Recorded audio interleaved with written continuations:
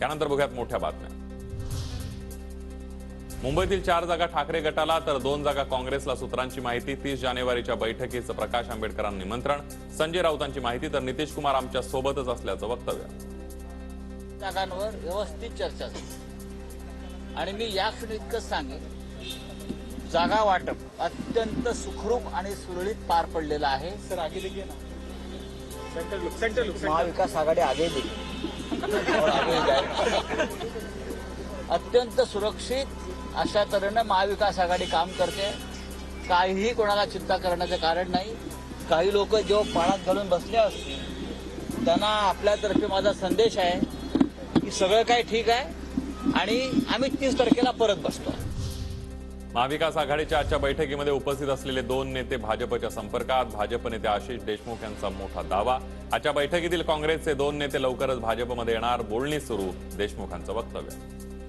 विकास आघाडीच्या विविध पक्षांकडून वाटाघाटी करणारे जे नेते आहेत त्यांच्यापैकी किमान 2 नेते यांची बोलणी भाजपासोबत झालेली आहे आणि लवकरच ते भाजपामध्ये प्रवेश घेणार आहे। इंडिया आघाडी ही आघाडीच नाही, त्यांच्यामध्ये प्रत्येक जण वेगळं गाणं गातोय, फडणवीसांची खोचक टीका। विरोधकांची आघाडी टिकणार नाही, आधीच सांगितलं होतं, फडणवीसांकडून वक्तव्य। देखिए इंडिया अलायंस ये कोई अलायंस है ही नहीं।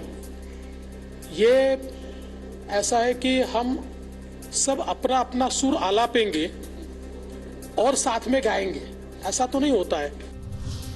1999ला सोनियाजींच्या विदेशीपणाला विरोध केला, जूनमध्ये पक्ष स्थापन केला आणि ऑक्टोबरमध्ये पुन्हा काँग्रेससोबत गेलो। 1999चा दाखला देत अजित पवारांची शरद पवारांवर टीका। 99ला ऑक्टोबरमध्ये आम्ही विलासरावांच्या बरोबर मंत्रिमंडळामध्ये गेलो। 6 पण महिने झाले नव्हते। कुठे गेला परकीय मुद्दा? सोनिया गांधी परकीय होत्या तर त्या काँग्रेसच्या प्रमुख होत्या, मग त्या प्रमुख असताना त्यांच्याबरोबर कसं जायचा प्रश्न निर्माण झाला।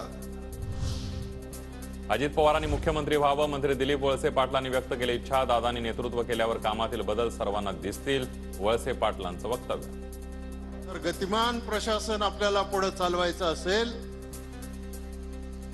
तर अजितदादांनी एकदा या राज्याचं नेतृत्व करावं आणि मग त्याच्यामधला फरक आपल्याला त्या ठिकाणी आढळून येईल। उपमुख्यमंत्री अजित पवार कोल्हेंच्या मतदारसंघात आज आणि उद्या अजित पवार शिरूरचा दौरा करणार। जुन्नरमध्ये शेतकरी मेळाव्याचं आयोजन। अजित पवारांच्या ताफ्याला काळे झेंडे दाखवत निषेध, जरांगे पाटलांना पाठिंबा देण्यासाठी अजित पवार यांनी दौरा रद्द करावा, आंदोलकांची मागणी। बारामती अॅग्रो कारखाना प्रकरणी रोहित पवारांची 1 फेब्रुवारीला पुन्हा चौकशी, कुठलीही चूक नसताना अधिकाऱ्यांना सहकार्य करतोय, आमचा लढा सुरूच राहणार, रोहित पवारांची प्रतिक्रिया। त्यांचं काम करतायत आणि त्यांना लागणारी सगळी माहिती आम्ही तिथं दिलेली आहे। कुठेही आम्ही चुकीच्या गोष्टी केलेल्या नाही, त्यामुळे आम्ही घाबरत पण नाही आणि सहकार्य करण्याची भूमिका आधी होती, आताही आणि उद्याही आहे।